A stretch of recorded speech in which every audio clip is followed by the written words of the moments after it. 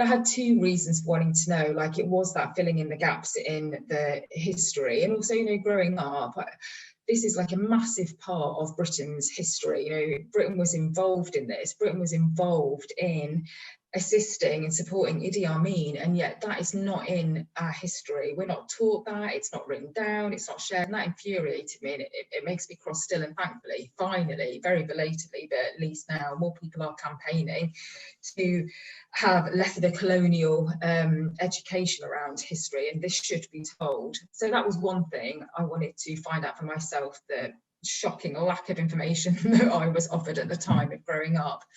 And then also, it was from a personal perspective. Like, I really wanted to know, what is it? Where are my roots? Where am I from? That question that you get asked when you're a brown person in the UK.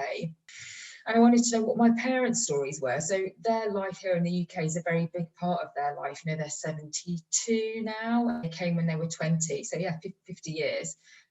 But they had a significant part of their formative years in another place. And I just wanted to know what that might have been like for them, because I think when you can visualize and feel a sense of where somebody has had so much of their past, that's how you understand people. There's so much that's unspoken, I think, in families, and particularly around the Ugandan nation diaspora. And to be able to just have a handle on it, I think, can really help us to connect.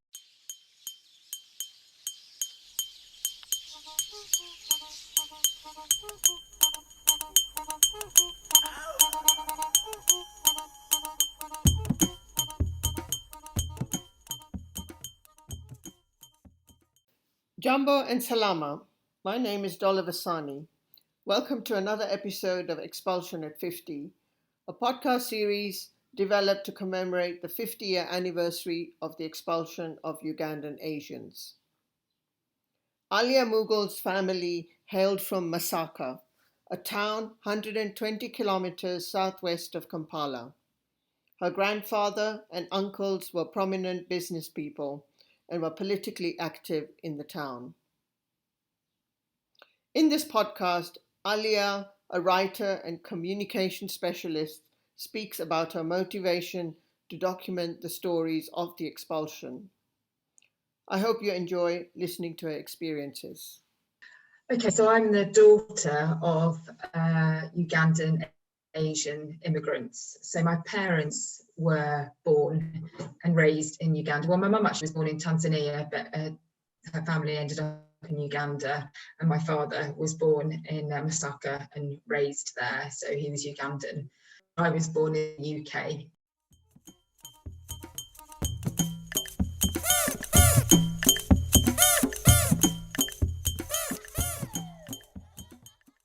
Around the home, they spoke several languages. They spoke Swahili, Punjabi, English. They had friends because they could speak Gujarati on the phone. And I was just mesmerised by the richness of the home environment. Things around the house, some of the few things that they managed to bring over from Uganda. In fact, a couple of things that I've got here in my office that I keep. And all these things just fascinated me. So I remember asking them questions about it. And initially, at that age, and even as we got older, my sister and I shared the more joyful memories of their life there. So, they had, before expulsion, they were only in their 20s. They'd only just got married when they were expelled.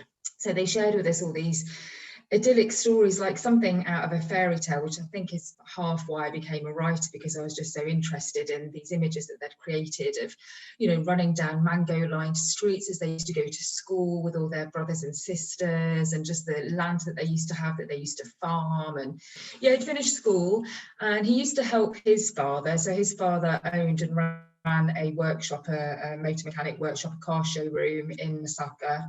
So he pretty much had free reign. Like, he had all these stories of how he was allowed to take whichever car or motorbike that his dad had brought into the showroom, and he'd be able to just basically go off and have his adventures. So he had a very, I suppose in modern parlance we'd call it a privileged life, a very happy youth. He didn't really work until he came here, 2021. So he hadn't really started to work in that 9-to-5 or career-based sense, but he had been trained and had been working and assisting and helping out in his father's showroom. So he had, the motor mechanic trade was in the family, and I think he had got some experience of that, but it was more a life of freedom. And then my mother, she was, a woman of that era. and of that background, she wasn't working. She was a family woman. And so, it was just really joyful memories of their experience of living in this wonderfully hot country. They then ended up coming to the UK, which, as you know, has got a temperamental climate. So they had all these beautiful memories of this warm, sunny, abundant environment in which they had their youth. So those were the initial things that I knew about as I was growing up. And that was before I started to inquire a little bit more, and then I found out some of the more discomforting elements and the suffering that they witnessed and experienced. So they were in their early 20s. So how long had they been married? They had only been married a year. Yeah, so my mum was pregnant with my older sister on her way out. For many Asians who own businesses, the 90-day rule to leave was often a complex process. There are many untold stories of people making hasty decisions and getting out while it was still possible. So my uncle Mansour, my father's older brother, who was the mayor of Masaka, so he was deeply involved in politics. So this was why my parents and my family had a particularly difficult struggle, and there was more urgency to them getting out of the country. So because I had to get my grandfather out, basically. So Uncle Mansour had gotten here before the expulsion to the UK, that is. And so it was my grandfather that they had to get out of the country very quickly because he was on Idi Amin's hit list. And then my dad, who was 21 at the time, was basically tasked with getting his own father out of the country. And so they'd been given 48 hours to leave. My dad had to hastily, arrange plane tickets. He had to close up the shop, my grandfather. There are stories of my dad driving through checkpoints with his brother hidden in the footwell of the back seat, covered up, just to safely get out. So that was my dad's first task, was to get his own father on the plane safely. I can imagine this was really traumatic for your father. Did he ever speak about why your grandfather was on Idi Amin's hit list? My father hasn't shared a great deal about it. I think because it's hard to talk about. I'd seen neighbours shot and people, dying, and they had got families or friends of families who'd been taken to some of Idi Amin's torture camps. So there was a lot that they knew. And I knew from when they touched on it that it was painful.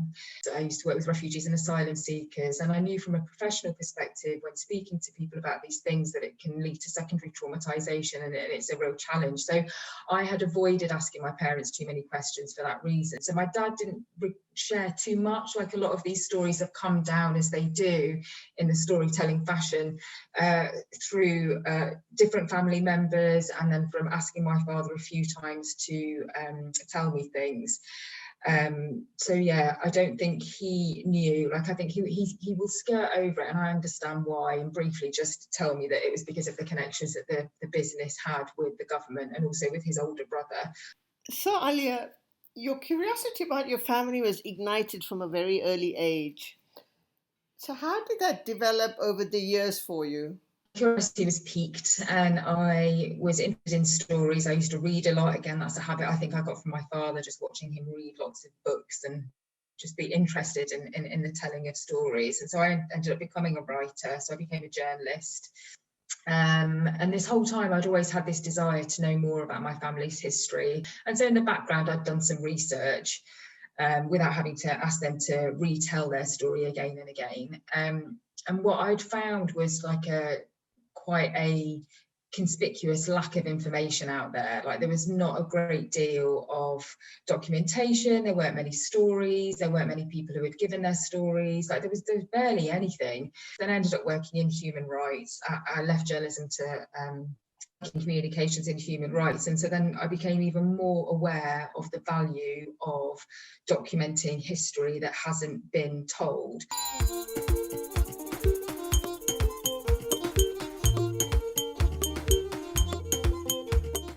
In 2014, I had the chance to go to Uganda. I was going to Rwanda, which is obviously right next door.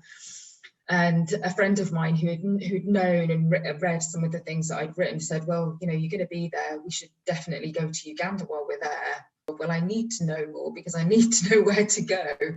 So then I asked my parents more, and that's when I started to find out quite a bit more about what they'd seen, where they'd been. And aside from the joyful memories, like you say, the nostalgia, I started to find out a bit more about the reason of how they ended up here. And also just doing my research, reading about what happened and the various political machinations, joining the dots, started to figure out the sequence of events, I guess, and try to piece it together. So I'd wanted to go for so long, and then this opportunity came up, and it was interesting because I was excited about it, but also quite apprehensive, because it meant that I was actually going to go and see and find out, and also it meant that I needed to ask those questions of my parents to be able to have that exploration.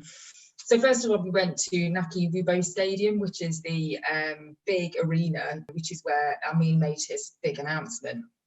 So I wanted to go there because one of the big stories that my dad had, and in fact, this is one of the things that prompted me to ask questions when I was a child, was there was always this little brass trophy in the corner of, it used to be around the house somewhere. And so, when you're a kid, like a trophy, it's like, wow, what's that? Somebody obviously won an award. And it was because my dad had won an award, a trophy, for coming first in a motorcycling race in Naki Rubo Stadium on the day that Idi Amin made the statement that he wanted them to leave. So, I wanted to go to this place to start with because this was just like a momentous day on historical, political scale, but also on a personal scale for my dad, like that he'd shook Idi Amin's hand minutes before that same man pretty much said, you're kind of cockroaches and you need to leave this place. And so that jarring juxtaposition, is something that still, sits in my mind. So I found my way there. So saw that place, and that was, standing in this big arena and just visualizing it, imagining my dad cycling around that stadium. And it was I had really mixed emotions, because on the one hand it was incredible to finally be there, but also it was really sad. I felt really, really sad about it, because my dad always has fond memories of Uganda, and he told me when I spoke to him before I went that there isn't a day that he doesn't think about it. And then I went to Masaka and found the road that they used to live on and have their workshop on, and that was, it's so much changed as well. So when I got off the bus in Masaka, there was this one guy in Asian clothing, sort of Archimedes, and he obviously must have spotted the stranger in town and said, what am I doing and what am I there for? And I explained, and he helped me basically. It drove me around, I think it was about 4 or 5 hours, just going around the place. And it was just really sad, as well as being tremendous to be there, to think, what could have been, what they endured, and just the suffering, the tremendous amount of suffering. Interesting mixed experience. There were highs, but there were highs that were tinged with lows, basically. And it was nice to see the places that they played in, the schools that they went to. But again, when I called it to my mum, she was sad, because she was like, oh, well, that's not how it was. And whether it was frustration from not remembering or from it being different. Me going, and what I told them in the photographs that I showed them when I got back, that affirmed for them that they didn't want to go, because it's so different. To go back to somewhere when you've got certain memories in your mind, and then to discover how different it is. And also the communities that they lived with, they're not there. What made it home is not there anymore. There's all sorts of reasons that they don't want to go. I think emotionally it's hard. What struck you the most when you saw that space? It was so busy. It was bewilderingly busy. So there was just so much going on. It's like busy the roads were, how all of the streets were lined with shops and residential places. But I was also really struck by the friendliness of people. That was one big thing. People were so friendly. When I ended up in Masaka, I asked some people if they knew, the family of the Ilahi Mughals, and if they remember this whole era of Idi Amin. And people didn't know what I was talking about, which was also an interesting perspective check for me, because this is such a big thing in my mind. And yet for people there living a different life, who've had a very different experience, it's not. Isn't this part of history here? And again, it's that question of who documents history, how much is known, how much is told and passed down.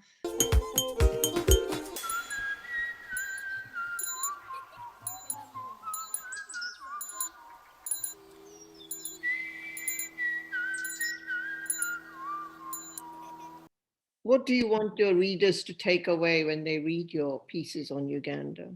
The humanity of it, so the human stories. That's in anything that I write, what always motivates me to write and what intrigues me in the works that I read and what I hope other people are inspired to see is the humanity in history and the people that are affected by the things that happen over which they don't always have control, and the importance of looking at that and seeing the impact on humanity, like knowing the discomfort, the suffering and the pain that people endure, but then also what happens next. So how do these things shape us? And that's one of the things that always intrigues me, is how does the past affect who we become and how we become those people?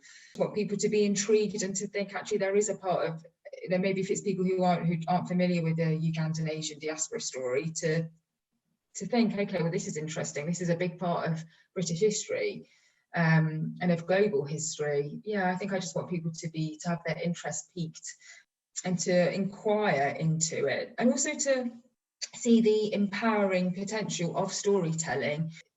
Idea around refugees and immigrants, I'd like people to think about that differently. Like, that's a debate that never seems to well, it always seems to need more understanding, basically. The importance of taking the time to want to know and to care. I think it just really helps with something that seems to be sorely needed, is compassion and understanding between people, and also knowing who you are. So yeah, it's a big thing about identity in history. I think we've covered it.